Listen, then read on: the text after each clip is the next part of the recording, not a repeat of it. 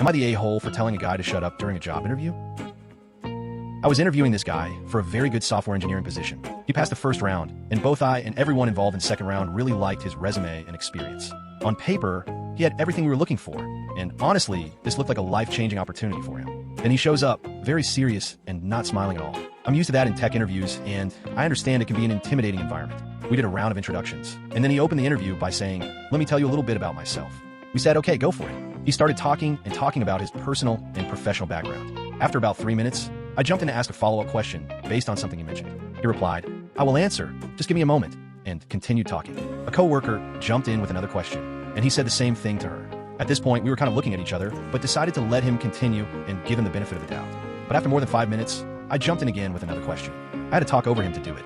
He finally paused and answered, but in such a long-winded way that he ended up veering into another topic. My coworker asked another question, and the same thing happened. At this point, I was ready to end the interview.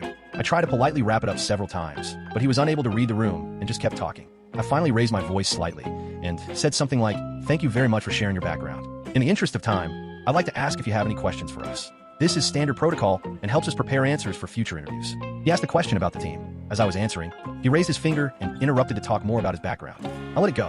Then he asked another question, which my coworker started to answer, but again, he spoke over her to talk about himself. I tried once more to interrupt politely, but he kept talking. At that point, I was done. I said, "John, you really have to shut up and listen."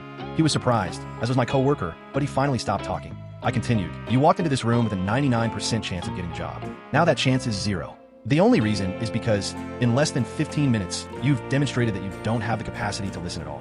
So I'm telling you now, you're not getting the job. But if you take anything away from this interview, let it be this.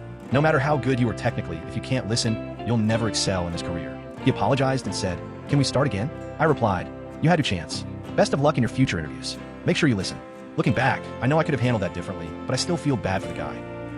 Not the a-hole. Honestly, he needed to hear it from someone in a position of hiring authority. Sure, his ego may be bruised, but that likely needed to happen. Not the a-hole. There's always someone like this, and maybe you gave him pause for thought in life being blunt. You probably avoided a future pain in the ass too.